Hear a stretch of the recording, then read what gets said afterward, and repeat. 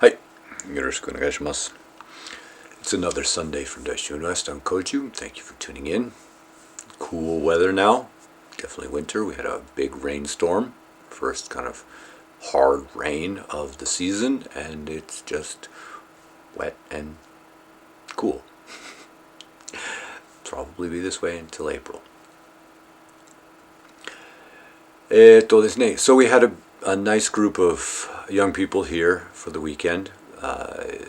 Some from Arcata and locally as well, visiting here for the first time and seeing what we do in this traditional training environment.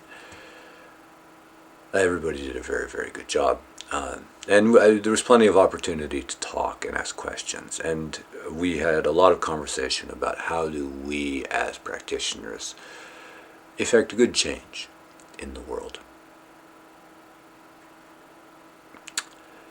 My contention, my encouragement, is that if we're going to try and do anything in the so-called external world, socially or whatever, we need to first get clear about who it is that's doing it. Any attempt to influence what we perceive, to affect change, positive or whatever we try, is necessarily going to be colored by our own perception of ourselves, by my idea about I, and certainly by our opinions. We have ideas about what positive change means, how things should be, and we, acting out of those assumptions, acting out of those ideas, those concepts, we are liable to make a mess of things. But even if we don't have those, even if we feel like we are purely motivated by goodwill,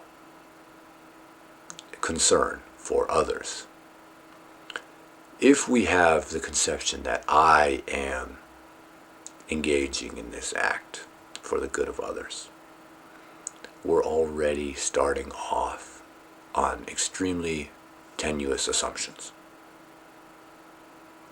And because we're not exactly clear on the situation, our activity will cause problems. It will not have the intended effect, even with the purest of intentions. Maybe we will effect good. It's possible, but I think we'll do it more by accident than actual design. And this is very close to the train of thought which I had as a young person, which led to me becoming a monk, because it seemed to me that if we can't be clear about who the knower is, who is the one that perceives, what is the I thing, and then operate out of clarity of that, then don't we want to get clear about our fundamental assumptions first? And that fundamental assumptions is just, what am I?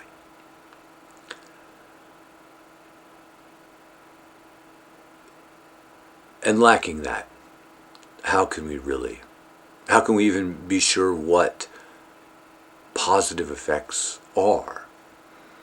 Because it's just a subjective analysis from a subjective being, which is arising because of causes and conditions somewhere else.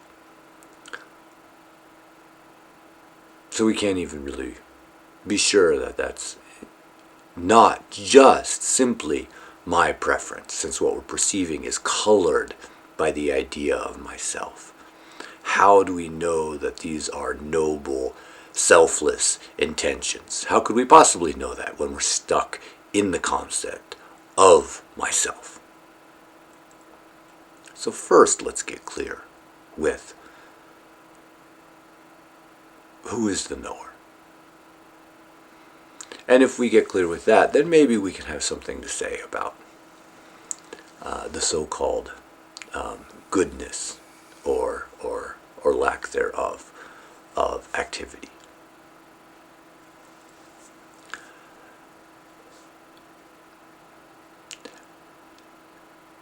It's not to say that we shouldn't act in a compassionate way.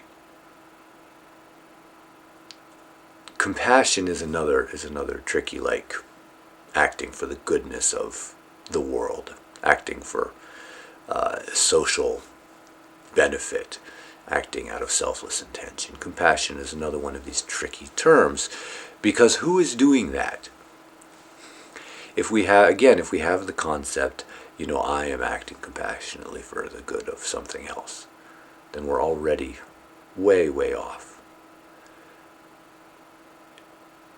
Compassion itself, real compassion, is the seeing of the other as myself. Real compassion is normal, natural. And I mean normal and natural. I mean, it's the default, the knowing, the bifurcation of self and other is unnatural. Or if we could say anything is unnatural, I mean, in a way, none of this is unnatural. But normal, healthy seeing knows that the other is myself. And looked at from that point of view, compassion is just natural activity that arises from that knowingness. Knowing that the other is I. And activity arises. And we can call that compassion if we like, but it's only really compassionate from the point of view of a deluded being. Which isn't to say that if we're having the concept of a deluded being, we shouldn't act compassionately. We should. It's better than acting like a selfish jerk. And in fact, I think it creates a feedback where we may not see things as the resolution. We might not be aware of the resolution of self and other in a lived sense, in a real way. We just believe it. We have kind of a mental image that this is true, that I and other are not two. And we try and act that way, and we call it compassion. And I think that's a good thing. It creates a positive feedback as we seek for that true insight.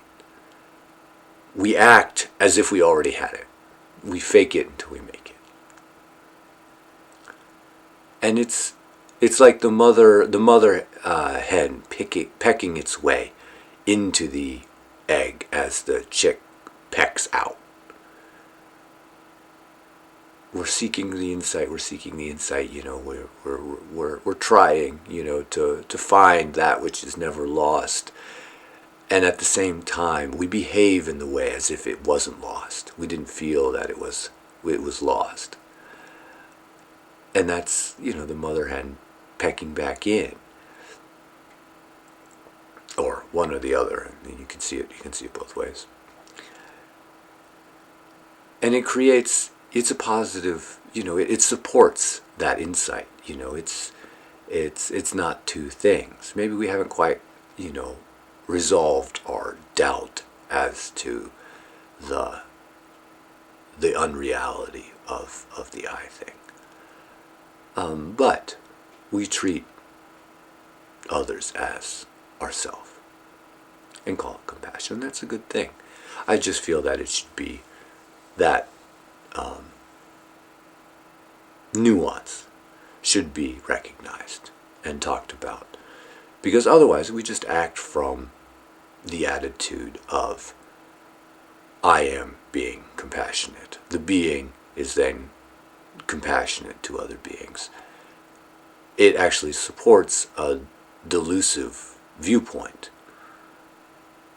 where there's this thing that we haven't really recognized yet called I, which is behaving in a way which is natural and normal, but doesn't actually, the so-called being thing, isn't actually aware of the reality of the situation.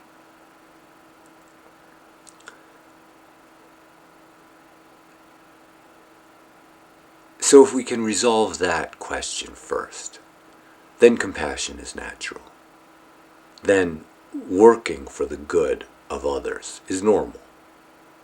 It's just we respond effortlessly according to circumstances. When somebody needs a drink of water, we bring them a drink of water. When people are in pain, we help them. Naturally, normally. There's no resistance or inertia to the activity.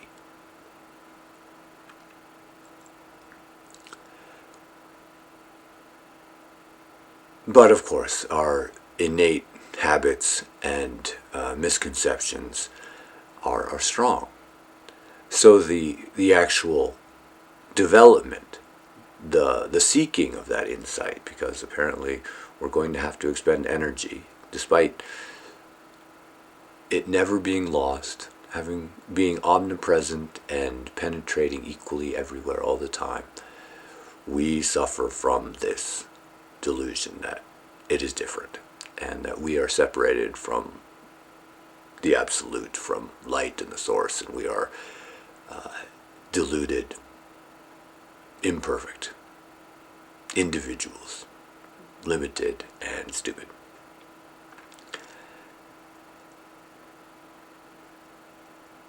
And we're going to have to expend effort in order to see things otherwise. And so as of old, there are different ways of doing that. There are different ways of expending effort. And so I was very fortunate that this weekend I had some people come who were interested in this particular way of expending effort in order to resolve that delusion. And I encourage everybody, actually, to investigate themselves and see which methods they have a natural affinity with. Maybe it's... Yeah, I think people have a good...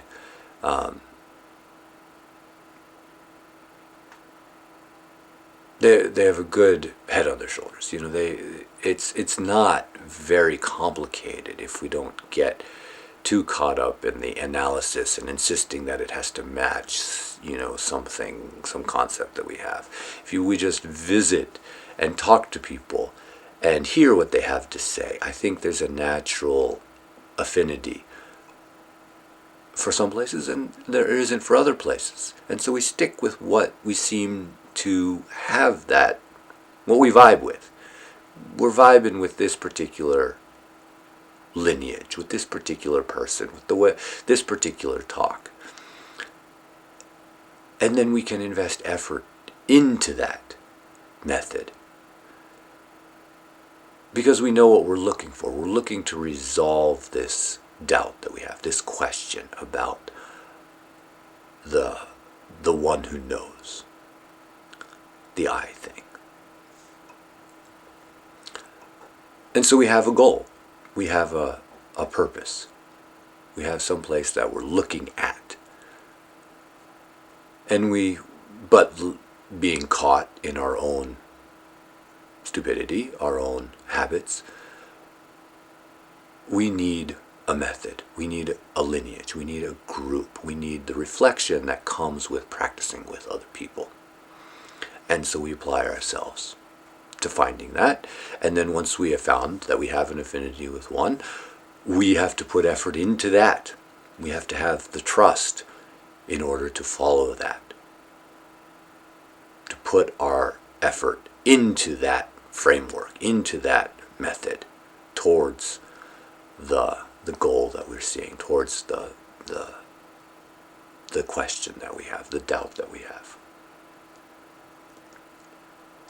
And thus, you know, we take one step after the other on the path of practice. So I'm just sharing with you what I shared with these young people who visit here this weekend. I think anyone who has, who's liable to see this video has some kind of karmic affinity with this particular lineage, and I hope you can look into taking these lessons and developing them, in your own way, in your own space, as you're able to. It isn't, well, group practice is indispensable. We go to the temple and we learn and we take those lessons and we apply them to our own life. So there's a balance between self-practice and group practice. It's not just one or the other. We can't, unless we decide to shave our heads and become a monk, we can't live at the temple. So we go there and we take the lessons that we have, we take that support, and we bring it back to when we leave. We carry it with us and continue that insight. We continue that looking. We continue pushing back the edges of the filter that obscures our vision.